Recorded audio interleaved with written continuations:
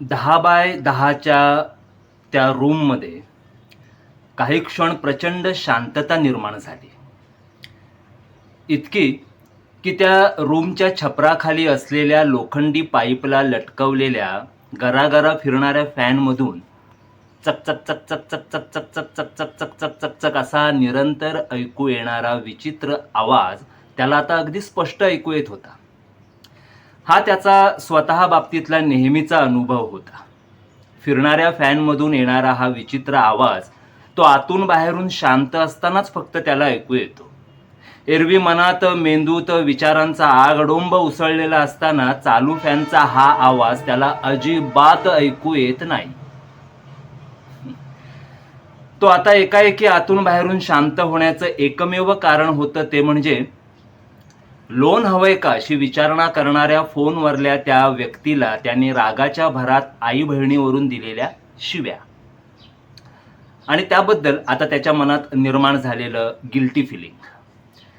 कधीतरी कुठेतरी ऐकलेलं एक वाक्य त्याला आत्ता या क्षणाला आठवलं. असं म्हणतात की राग आला की मनातल्या मनात 1 ते 10 अंक मोजावेत. पलंगावर बसल्या बसल्या समोरच्या कपाटाला असलेल्या आरशात विधभर अंडरवेअर घातलेलं स्वतःचं नागडं उघडं ओंगळवानं ध्यान बघत त्याने शांतपणे डोळे मिटले आणि तो मनातल्या मनात 1 ते 10 अंक मोजू लागला. 1 2 3 4 5 6 7 8 9 10. पण मग त्याच्या लक्षात आलं की आता त्याचा काही उपयोग नाही. राग आल्यावर तो व्यक्त न करता त्या रागाचा मनातल्या मनात निचरा होऊन जावा म्हणून ही क्रिया करायची असते. आणि आपण तर तो राग व्यक्त करून मोकळे झालोय. आता 1 ते 10च काय तर 1 ते 100 अंक मनात मोजले तरी त्याचा काहीही उपयोग होणार नाही हे त्याच्या लक्षात आलं. छायला वराती मागून घोडे म्हणतात ते यालाच. शी, उगाच वैतागलो आपण त्याच्यावर. चिडचिड व्यक्त करताना एखाद्याला आई बहिणीवरून शिव्या देणं हे काही योग्य नाही बुवा. पण एखाद्यावर आपण चिडलोय हे त्याच्या निदर्शनास आणून द्यायचं असेल तर ते आणखी कसं आणून द्यावं? शिवीगाळ करणं ही चिडचिड व्यक्त करण्याची पारंपरिक भाषा आहे. त्याला आपण तरी काय करणार? परंपरेचे पाईक आपण. त्यामुळे आपण या बाबतीतही मळलेल्या वाटेनेच जाणे पसंत करतो. एकतर आई बहिणीवरून शिव्या किंवा मग समोरच्याला ठार मारण्याची त्याचा कोथळा बाहेर काढण्याची वगैरे धमकी देणं.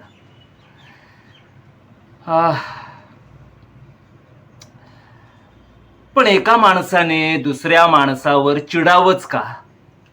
एका माणसाने दुसऱ्या माणसाच्या जीवावर उठावंच का? कोण निर्माण करतंय अशी परिस्थिती?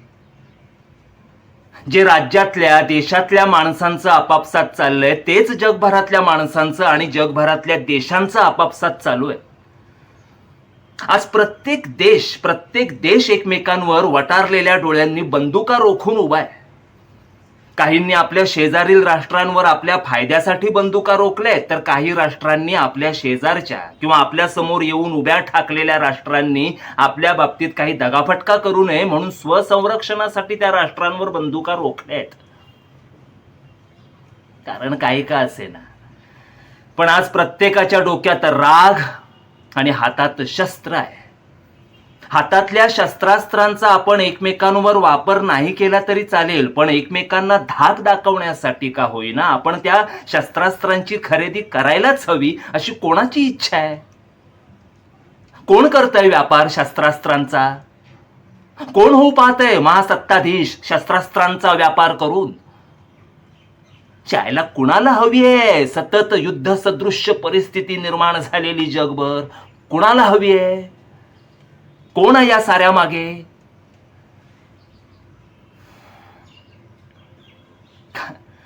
काल दारू पिताना हा विषय निघाला होता की नाही ते आता मला आठवत नाहीये, पण निघाला असेल तर नित्या लगेच नेहमीप्रमाणे ओरडून बोलला असणार, अमेरिका रे अमेरिका, बाकी दुसरं कोणी नाही, अमेरिका.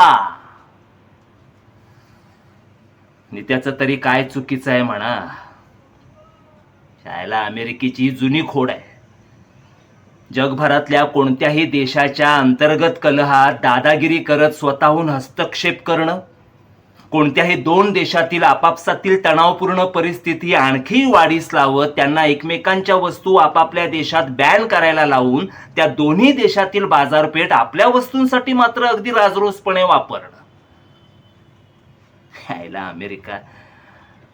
पूर्वी जगाच्या पटावर अमेरिका आणि रशिया असे सरळ सरळ दोन गट होते, पण आता कोरोना नंतर अमेरिकेला आव्हान देत चीनही अगदी ठळकपणे या शर्यतीत सामील होताना दिसतोय.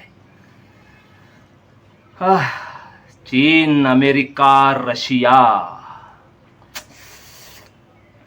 कोरोना, चीनचा आक्रमकपणा, WHOच्या कोलांट्या उड्या, जगातील सर्वात जुनी लोकशाही व्यवस्था म्हणून ओळखल्या जाणाऱ्या अमेरिकेच्या संसदेवरील त्यांच्याच देशातील लोकांनी केलेला हमला, आपल्या देशातील शेतकऱ्यांचे आंदोलन, हिरोशिमा, नागासाकी, अफगाणिस्तान, तालिबान्यांना आधुनिक शस्त्रास्त्र बहाल करून ढुंगणाला पाय लावून अफगाणिस्तानातून पळ काढणारी अमेरिका, की हे अमेरिकेचं नवीन षडयंत्र आहे तालिबान्यांना हाताशी धरून आखलेलं. त्या एरिया 51च्या नावाखाली तर अमेरिका एलियन्सच्या गोष्टी सांगून सबंध जगाला गेली कित्येक वर्ष चुतिया बनवत आली. America America America. शिवाय इस्रायल पॅलेस्टाईनचा लफडा, उत्तर कोरियाच्या राष्ट्राध्यक्षाची बेताल वक्तव्य, मग त्याच्या बेताल वक्तव्यांना उत्तर देण्यासाठी इतरांनी केलेली बेताल वक्तव्य, रशिया, पाकिस्तान, जिहादी, हिंदुत्ववादी, तालिबानी, अणुबॉम्ब, तिसरं महायुद्ध, देव की विज्ञान, धर्म की अध्यात्म. काय चाललंय हे सगळं आपल्या आजूबाजूला? काय चाललंय? हे विश्वचे माझे घर किंवा वसुधैव कुटुंबकम असा अखिल मानवजातीला प्रेमाचा संदेश देणारी आपली संत मंडळी आणि पराकोटीचा राष्ट्रवाद जोपासून माणसांच्या कत्तली करणारा हिटलर आणि त्याचे अनुयायी.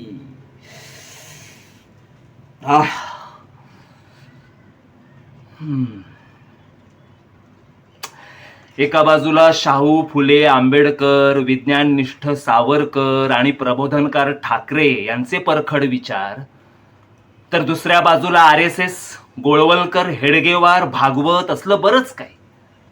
आणि या सगळ्यात भरडून निघणारा वैचारिक कैचीत सापडलेला आपल्यासारखा सामान्य माणूस. एक वेळ तुम्ही स्वतःच्या धर्माचा आदर नाही केला तरी चालेल, पण तुम्ही दुसऱ्यांच्या धर्माचा द्वेष केलाच पाहिजे. हा कोणाचा अजेंडा आहे? कोण राबवतोय हा अजेंडा?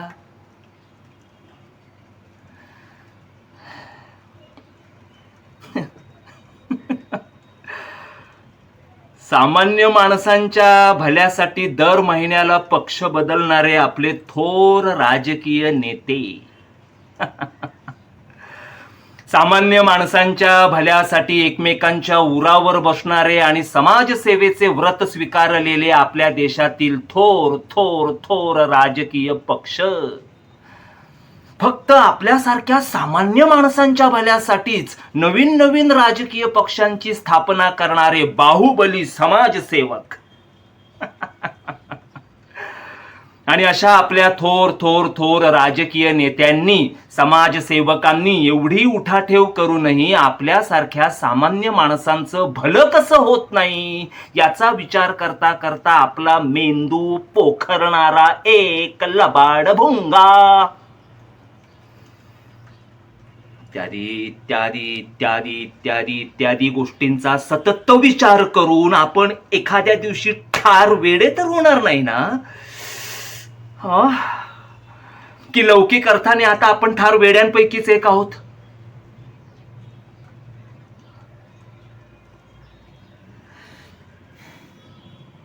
या असल्या विचारांनी एखाद्या दिवशी आपण ब्रेन हॅमरेजमुळे ठार मरून तर जाणार नाही ना? आपल्या कवटीतल्या मेंदूने विचार तरी कशा कशाचा करायचा? मुळात आपण विचारच का करायचा? आपल्याला विचारतोय कोण? सध्या परिस्थितीबद्दल आपल्याला काय वाटतं हे जाणून घेण्याची कुणाचीही इच्छा नाहीये. साधा आपण ज्या कुटुंबात जन्माला आलो तिथे आपल्या मताला कधी कुणी किंमत दिली नाही आणि आपण आंतरराष्ट्रीय राजकारणावर आपली मतं मांडायला निघालोय. आपला बाप तर शेजाऱ्या पाजाऱ्यांकडे नातेवाईकांकडे आपली निंदा नालस्ती करताना आपल्याबद्दल नेहमी म्हणतो की याला 2 पैसे कमवायची अक्कल नाही आणि आम्हाला शहाणपणा शिकवतोय. चुलीत घाल म्हणावं तुझं ज्ञान. बापरे, बापाचा विषय नको आता. एकतर आधीच रात्रीच्या दारूमुळे अजून डोकं दुखतंय, त्यात आणि अजून बापाचा विषय नको. छायला आपण राहतोय त्या या झोपडपट्टीतल्या घराचं साधं 3,000 रुपये भाडं आपल्याला भरता येत नाहीये. घराचं भाडं एक मैत्रीण भरते, रोजच्या जेवणाचा खर्च एक मैत्रीण करते, कुणी मोबाईल रिचार्ज करून देते तर कुणी आपल्या अंगावरल्या कपड्यांचा खर्च उचलते. आपल्यासारख्या दुसऱ्यांवर अवलंबून असणाऱ्या बांडगुळांनी जागतिक घडामोडींवरली आपली मतं मांडायची नसतात, तर शक्य तितक्या लवकर आत्महत्या करायची असते. किंवा ती हिंमत नसेल ना तर जागतिक राजकारणावर विचार करत बसण्यापेक्षा रोज रात्री 1 क्वार्टर मारून किंवा 1.5 मारून गप्प झोपी जायचं असतं.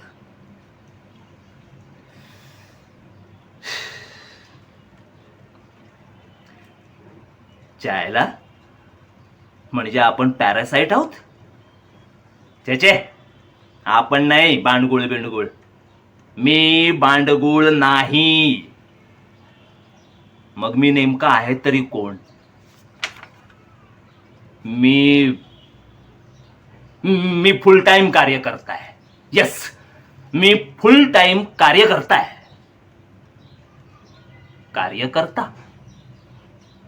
कार्यकर्ता कोणत्या पक्षाचा, कोणत्या संघटनेचा, कोणत्या ब्रिगेडचा, कोणत्या ग्रुपचा, कोणत्या गटाचा, कोणत्या संघाचा, कोणत्या मंडळाचा, कोणत्या दलाचा, कोणत्या संस्थेचा कार्यकर्ता आहेस तू?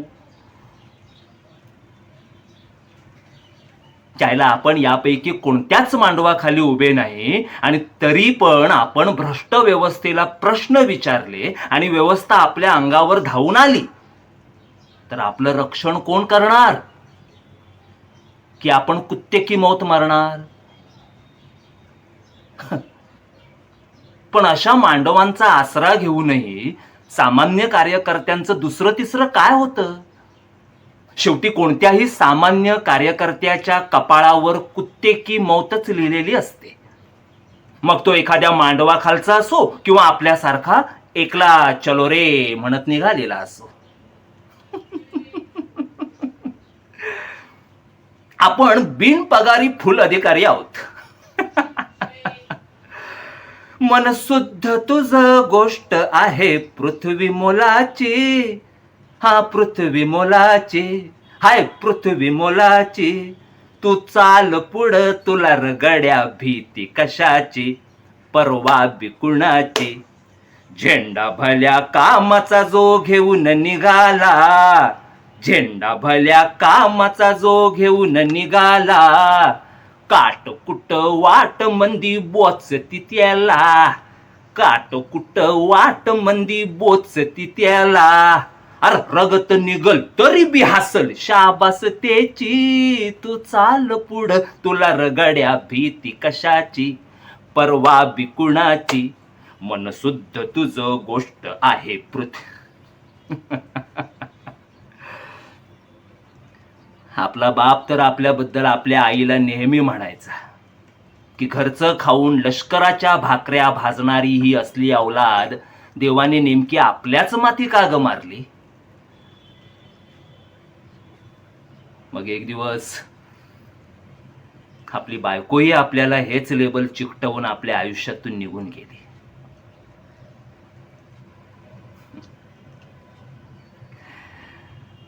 आणि तशी आपल्याला कशाला हवी आहे जनजागृतीची नसती उठाठेव? जाऊ दे ना.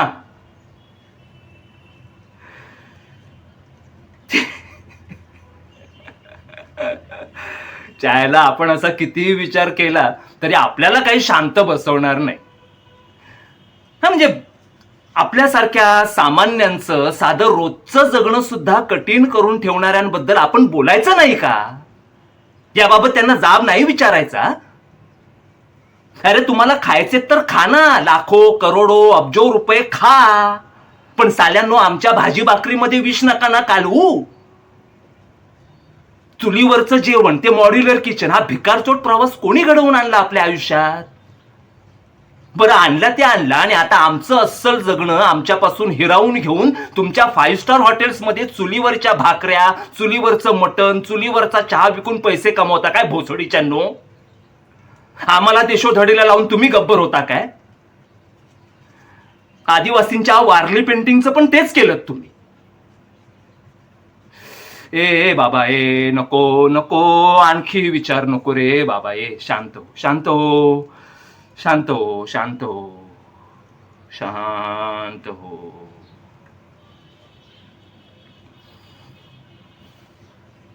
आणि आणि जगभरातल्या हावरट राष्ट्राध्यक्षांमुळे उद्या जर का झालंच तिसरं महायुद्ध, तर जे इतरांचं होईल तेच आपलं होईल. सर्व प्रकारची प्रदूषणं वाढवणाऱ्या आणि निसर्गाची कत्तल करत निघालेल्या हावरट विकासकांमुळे आलीच उद्या सुनामी किंवा झाला भूकंप, तर काय त्याचा फटका एकट्या आपल्यालाच बसणार आहे का? आपल्याला जे कळतंय ते कशाला आपण आपल्या बोच्यापासून जोर काढून इतरांना सांगण्याचा प्रयत्न करतोय? डोळे झाकून ते त्यांचे पारंपरिक सण उत्सव साजरे करण्यात गुंग आहेत. राहू दे ना त्यांना तसंच.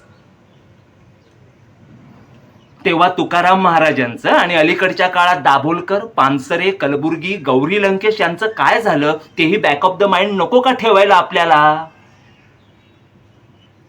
आणि खरं तर आपण आपल्याला आलेलं शहाणपण ज्यांना सांगण्याचा प्रयत्न करतोय ते त्यांनाही कळतंय, पण त्यांनी त्याकडे डोळेझाक करून जगायचं असं ठरवलं असेल तर बोंबलून बोंबलून आपण कशाला उगाच आपला बोचा दुखवून घ्यायचा?